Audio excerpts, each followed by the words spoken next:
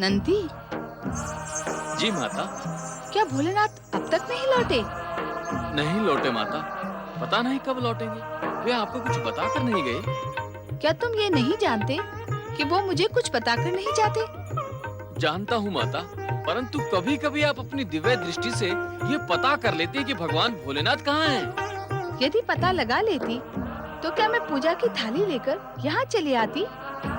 नंदी, तुम भी कभी-कभी सचमुच विचित्र बातें करने लगते हो। अब नहीं करूँगा माता, क्षमा करें। बम बम शंकर, काटा लगे न कंकर, बम बम शंकर, काटा लगे न कंकर। हर हर महादेव, हर हर महादेव। ओम नमः शिवाय। कौन हैं आप दोनों और यहाँ किस प्रयोजन से आए हैं? देवी, ये हैं महायोगी शिव भक्त ऋषभ देव। संसार में इनके समान वरदानी और चमत्कारी दूसरा कोई नहीं है। ये जिस पर भी कृपा करते हैं उसे इच्छित फल प्राप्ति होती है और ये जिस पर भी दृष्टि डाल देते हैं वे तेजस्वी हो जाते हैं। भगवान शिव के पावन स्थान कैलाश में आकर किसी और की प्रशंसा करके क्या तुम शिव कोप के पात्र बनना चाहते हो? पहले ये बताओ कि तुम यहाँ किस प्रयोजन से आए हो? हमारा एक ही प्रयोजन है देवी, अपने आराध्य देव के दर्शन करना। हमारा एक और उद्देश्य है, कैलाशपति भगवान भोलेनाथ की जीवन संगीनी माता पार्वती के दर्शन करना। परंतु वे दोनों तो यहाँ दिखाई नहीं दे रहे। महात्मा जी, यही तो है माता पार्वती जी।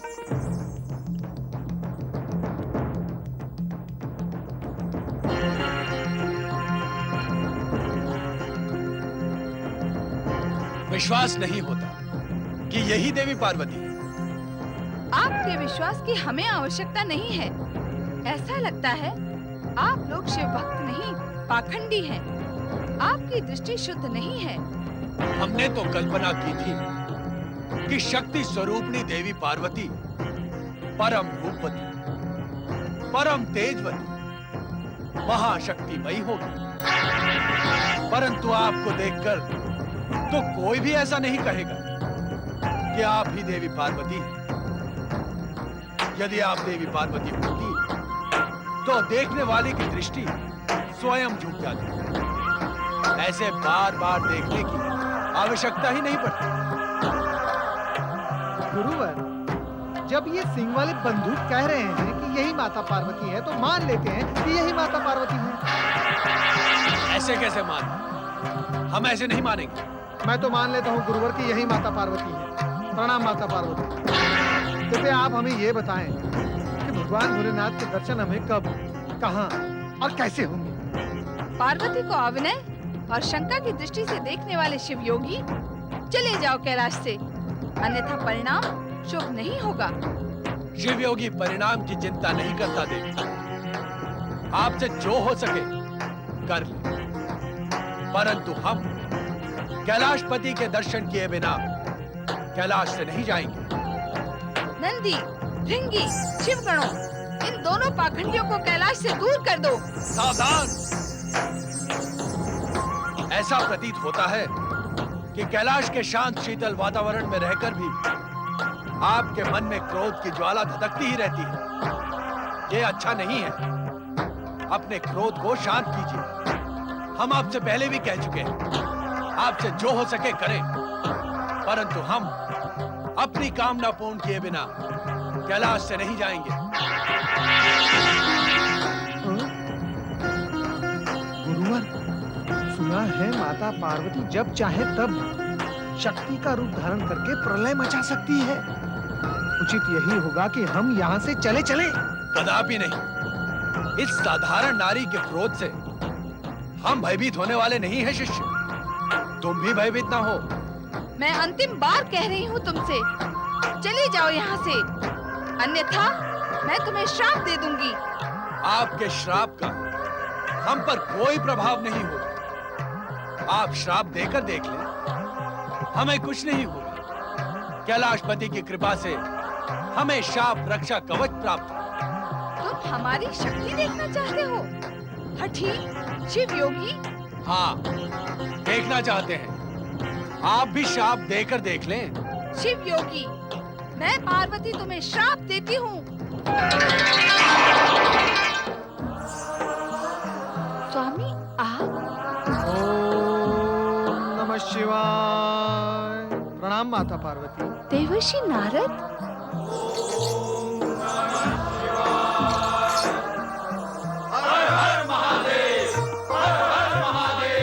स्वामी आपने मेरे साथ ये लीला क्यों की? देवी पार्वती, आओ हमारे पास बैठो। भगवान भोलेनाथ की शक्ति स्वरूपिणी माता पार्वती की।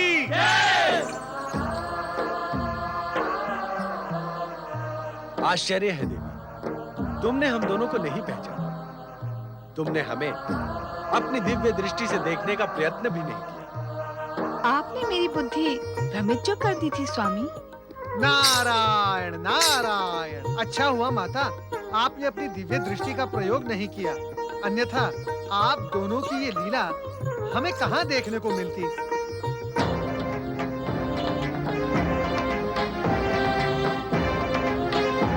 क्या हुआ स्वामी, आप अचानक इतने गंभीर क्यों हो गए?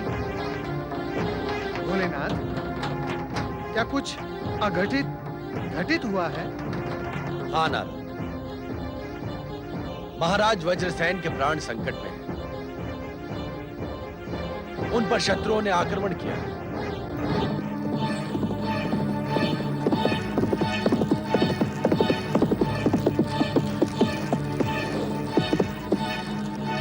गुरुदेव, गुरुदेव, अनर्थ हो गया गुरुदेव, अनर्थ हो गया।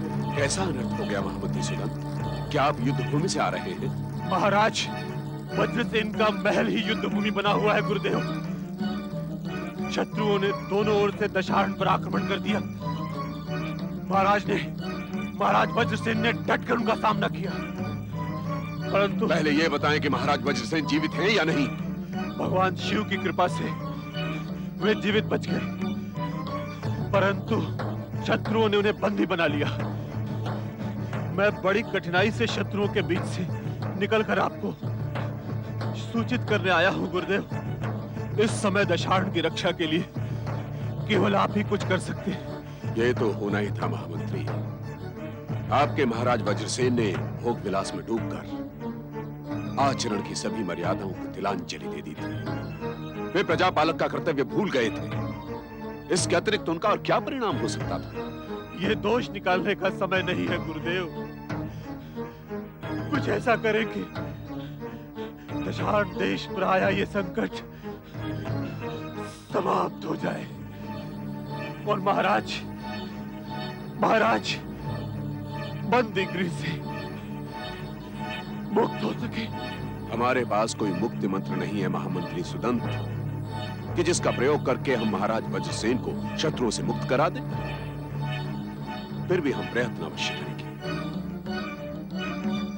क्योंकि महाराज वज्रसेन महारानी सुमति के पति और युवराज भद्रायु के पिता हैं। भगवान शिव की कृपा से हम दशानन देश को शत्रुओं से मुक्त कराने का प्रयास अवश्य करेंगे। आप धन्य है गुरुदेव। आपका पहले वाला उग्र रूप अब सच्चे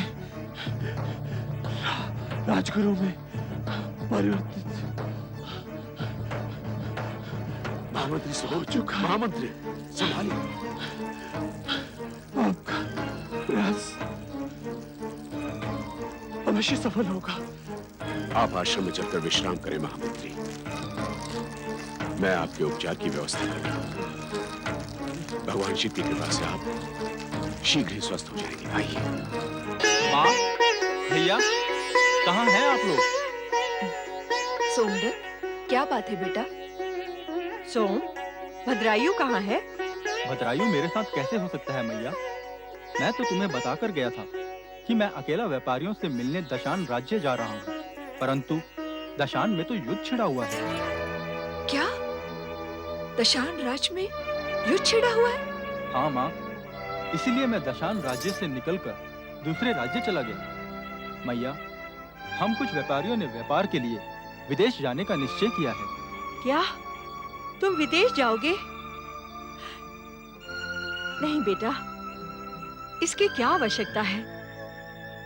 तुम्हारे पिता के पास क्या धन की कमी है जो तुम अपने प्राण संकट में डालना चाहते हो? हाँ बेटा, विदेश यात्रा में तो समुद्री दस्युओं का भय होता है। समुद्र में वे व्यापारियों को लूट लेते हैं। प्रणाम माताओं। तुम आ गए भद्रायु? तुम कहाँ गए थे भैया? मैं युद्धाभ्यास करने गया था। शिव योगी जी के दिए हुए शंख और खड्ग का नित्य प्रयोग न करने से वे प्रभावहीन हो जाएंगे। तुम परदेश से कब आए? अभी अभी आया भैया। भैया, तुम माताओं को समझाओ ना, ये मुझे विदेश व्यापार करने जाने से ना रोकें। ये मुझे समुद्री दस्युओं का भय दिखा रही है। सोमदत्त को विदेश यात्रा पर जाने दे मां। विदेश व्यापार से इसका साहस बढ़ेगा, इसका भाग्य चमकेगा और श्रेष्ठी शिवचरण और सोमदत्त का नाम विश्व भर में प्रसिद्ध होगा। श्रेष्ठीवर जी, आप सबको मुख्य कक्ष में बुलाया है। राजगुरु पधार रहे हैं। चलो।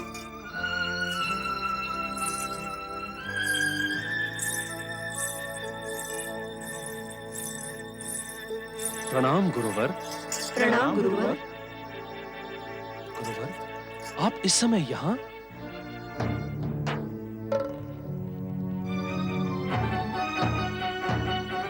मुझे आना ही पड़ा भद्रायु। तुम्हारे पिता महाराज वज्रसेन को बंदी बनाकर शत्रुओं ने संपूर्ण दशारण देश पर अधिकार कर लिया है। अभी अभी सोमदत्त ने दशान राज में युद्ध छिड़ने की सूचना दी, परंतु मैंने नहीं सोचा था कि महाराज। इसमें महाराज वज्रसेन का भी कम दोष नहीं है महारानी सुमति, परंतु इस समय मैं उसकी चर्चा नहीं करूंगा। बस भद्रायु, तुम्हें शिव योगी द्वारा दी हुई अद्भुत शक्ति प्राप्त है। उसका प्रयोग करके दशारण देश को शत्रुओं से मुक्त कराओ। हाँ पुत्र, तुम अकेले अपने पिता को इस संकट से बचा सकते हो। तुम निश्चिंत रहो मां। वत्स भद्रायु, शत्रु बलवान है। तुम्हें सहस्त्र हाथियों का बल प्राप्त है, परंतु शत्रु की सेना को परास्त करने के लिए सेना की आवश्यकता होगी। शीघ्र ही सेना को एकत्रित करो। गुरुदेव, आप उसकी चिंता ना करें। मेरे पास धन की कोई कमी नहीं है। पुत्र भद्रायु, तुम योद्धाओं को एकत्रित करो और योजना बनाकर शत्रु पर आक्रमण करो। तुम्हें विजयश्री निश्चित प्राप्त होगी। भगवान शिव की कृपा और हमारे आशीर्वाद से तुम दशारण देश को स्वतंत्र कराने में सफल होगे, इसका हमें पूर्ण विश्वास है। भैया भद्रायु, मैं भी तुम्हारे साथ कंधे से कंधा भिड़ाकर शत्रुओं से युद्ध करूंगा। विदेश व्यापार के अवसर तो फिर भी आएंगे। नहीं सोमदत्त, तुम मेरी चिंता ना करो। भगवान शिव की कृपा और गुरु के आशीर्वाद से मैं अकेला ही शत्रुओं के दांत खट्टे कर दूंगा। तुम विदेश यात्रा पर अवश्य जाओ। नहीं भद्रायु, सोमदत्त तुम्हारे साथ ही जाएगा। वो तुम्हारे समान योद्धा नहीं है, किंतु तुम्हारी अनेक प्रकार से सहायता कर सकता है। महारानी सुमति, चिंता का कोई कारण नहीं है। शिव योगी द्वारा दिए हुए दिव्य शंख, दिव्य खड्ग और दिव्य शिव कवच धारण करने वाले भद्रायु का कोई बाल भी बांका नहीं कर सकता। आप निश्चिंत रहें गुरुवर। मैं शिव कवच धारण करके ही युद्ध के लिए प्रयाण करूंगा, परंतु इससे पहले मुझे सेना एकत्र करनी है। अच्छा, तो हम चलते हैं। प्रणाम गुरुवर। हमारा शुभ आशीर्वाद तुम्हारे साथ है। शीघ्र ही विजयश्री तुम्हारे चरण चूमेगी, इसमें हमें तनिक भी संदेह नहीं है। स्वस्थ, तुम्हारा कल्याण हो।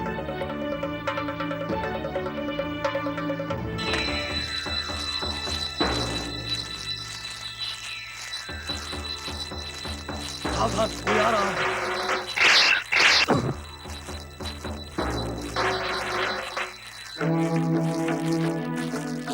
कौन कौन हो तुम? किसी अपरिचित को हमारे राज्य की सीमा में प्रवेश करना मना है। हमको हमारे राज्य में प्रवेश करने से कोई नहीं रोक सकता। दूर हो जाओ तुम। हम तुम्हें प्रवेश करने नहीं देंगे।